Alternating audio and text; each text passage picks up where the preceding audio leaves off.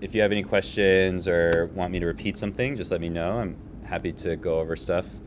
So what I'm going to try to do is recreate this artwork by Julio Leparc. It's a quite complex piece, but I think if I break down what's going on, I can simplify it and then start to recreate it and maybe make a simplified version in P5. And so I think it's pretty interesting what's happening. If we look at how the work is structured, you can see this box here is empty, and then the box right here has a dot in it at the very bottom left. And then the next box goes up again, and it goes up 4 times. So we can see each individual box is like 4 units tall. And I'm guessing since it's a square, it's also 4 units wide. And so it just kind of does like a little snake until it fills up this whole box. So it goes up and then down and then back up and then down again. And then the thing that's kind of confusing is that then there's this box here. So you would think that, I don't know what you might think would happen here, and then this box is empty. And then you can see that all of these boxes going through the middle are actually empty. So it's starting this sort of algorithm, one box over each time. And then what it's filling over here is the opposite. So notice that this empty dot over here matches this filled in dot right there. And that's probably the same thing down here. So this dot is the opposite this dot is the same as that dot. And this dot is probably the same as this one. And so it's basically a computer program. It's like an algorithm, but there's 16 boxes, or there's 17 possible boxes for each line. So there's 17 things. So maybe I'll try to recreate this, but instead of using 16 little boxes, I'll just use 4.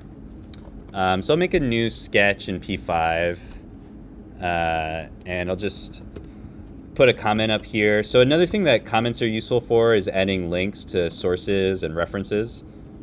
So I'm going to say recreating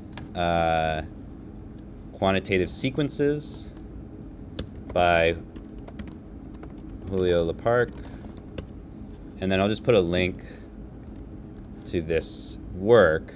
And so that's a useful thing for a comment, because obviously I don't want that to be part of my code, but somebody looking at this can see that I'm trying to recreate this, and then they could go see what it is that I'm trying to recreate.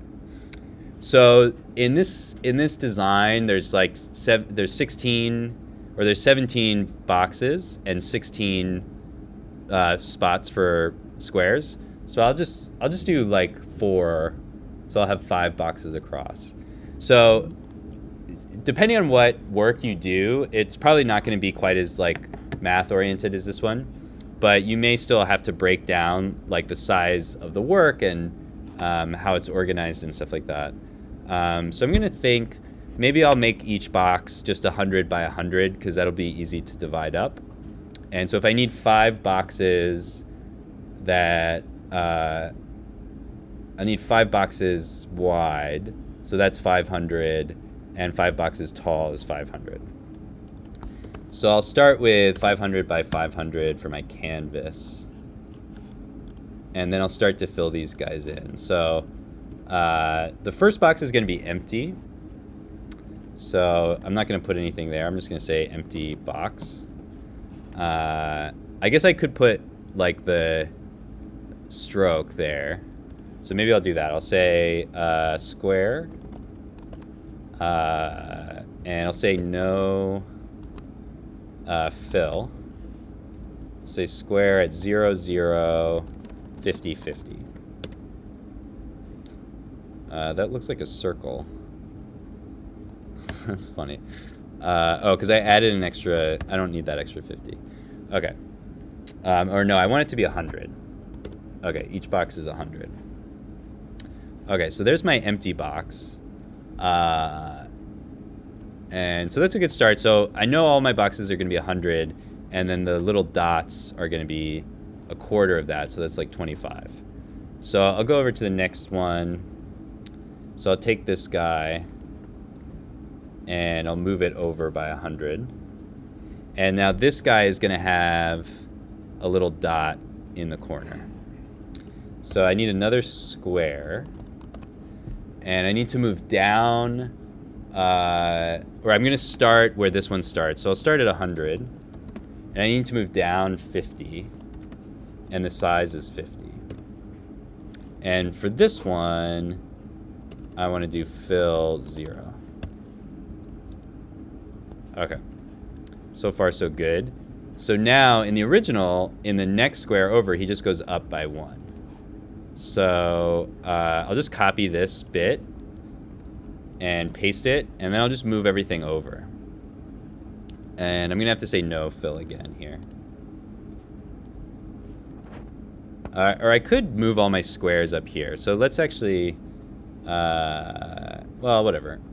Okay. So I'm going to move everything over by 100. So I'll do 200 and 200. And then for this square, I could either just add another square, or I could make this into a rectangle. It's pretty easy to just add another square. So I'll just add another square and say 0. Okay. So now I've got 3 boxes.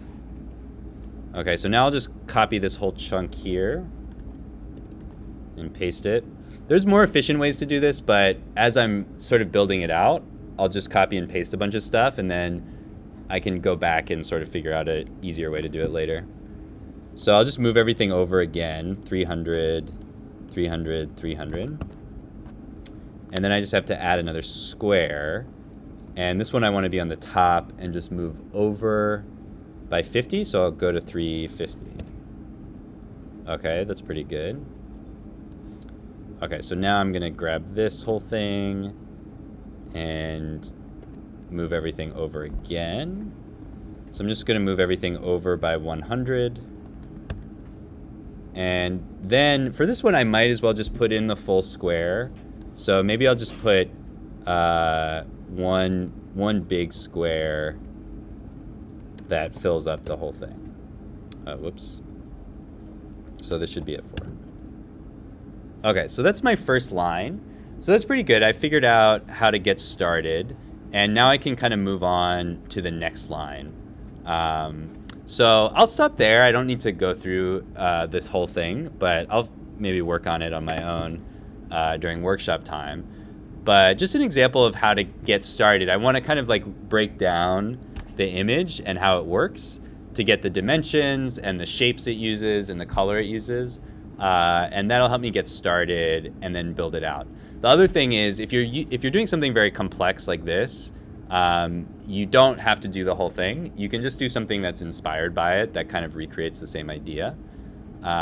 So don't feel like you have to make an exact, perfect replica of the thing that you're working on. So yeah, eventually I might go back and look at what I've done and see that I'm repeating a lot of things. Like I'm saying no fill over and over again.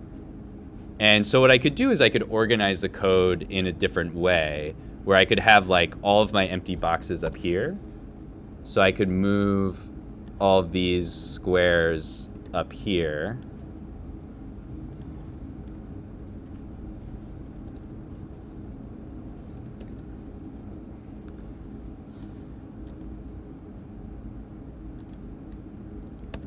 And that still looks the same. And now I can get rid of all these no fills.